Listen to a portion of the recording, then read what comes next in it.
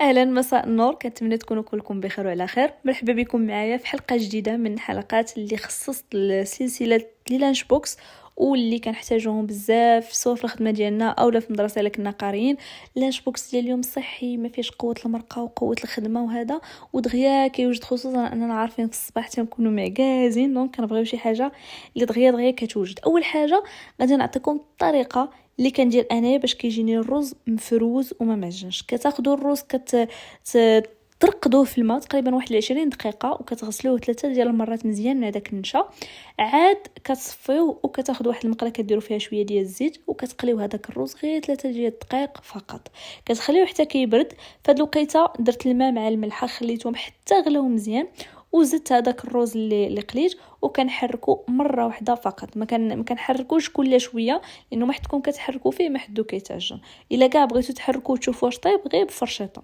صافي ملي كيطيب هذيك الساعه كي كتسدوا عليه البوطه، كتصفيوه من داك الماء، وكدوزوه من تحت الماء ديال الروبيني. داك الماء هو اللي يعني كيحيد لينا كاع فين ما كان شي نشا لاصق في شي حبه ديال الرز كيتحيد. صافي كنخليه كيستقطر من هذاك الماء تقريبا واحد خمسة ديال الدقائق، وكنخويه في واحد الطبسيل يكون هكا واسع، ما تخليوش في ديك الصفايه باش ما يتعجنش. فهذا الرز حيدنا. دابا غادي ندوزو الكفته العطريه ديالها قلال، يكونوا كميه قليله باش ما تجيش باسله. كندير شويه ديال الزيت، شويه ديال الملحه، شويه الكمون، بصله بودر. كاين اللي كيحك البصله، ولكن راكم عارفين الصباح والبصله والثومه صعيب الحال. المهم كديروا غير البصله بودر، شويه ديال قزبور ومعدنوس هكا مقطعين. صافي وكنعجن هذيك الكفته مع العطريه باش يعني كتشرب ديك البنات العطريه. دابا غادي نديرهم في لي بروشيت على هذا الشكل، هذا شكل عشوائي، اولا المهم نتوما ديروا الشكل اللي بغيتو. الطريقه اللي عندي هنايا بديل ديال الفخر، واخا الفخر هو اللي كيعطي ديك البنه ديال الكفته ولا ديال الدجاج ولا ايا كان، ولكن حنا غادي نديروهم في الماكينه ديال البانيني. كيف ما تقدروا طيبوه مثلا في الفران.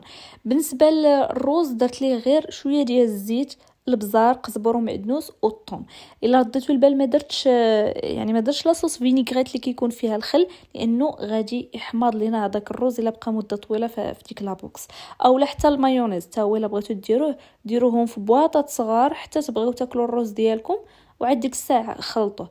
صافي غادي نبدا نقاد لابوكس ديالي. بالنسبه لهذوك لي بروشيت ديال الكفته اللي بغيتوهم يبقاو محافظين على الحراره، دوروهم في بابي كويسون، داك الورق ديال الطبخ، عاد بابي الومنيوم. المهم درت واحد البيضه مسلوقه، درت عليها شويه الكمون، شويه ديال طوماط سوريز. وغادي نعطيكم اقتراح ديال واحد لا سالاد اللي تقدروا ترافقوا مع هذا الطبق. كندير شويه ديال الخس مع الخيار، الشهديه والرمان. المهم نتوما اللي فخوي اللي بغيتو، وتقدروا ديروا فوق منهم حتى شويه ديال الكركاع اولا اللوز، الكاجو، هكا دي مورسو ديال الشوكولاط الاسود. المهم ملي كان قضيو به. صافي حتى هنا غادي نكون وصلنا لنهايه الفيديو. كنتمنى يعجبكم الافكار اللي كنقدم لكم. الا باقي بغيتوا افكار اخرين قولوا لي. نشوفكم فيديو جاي وفكره جديده. بصحه والراحه.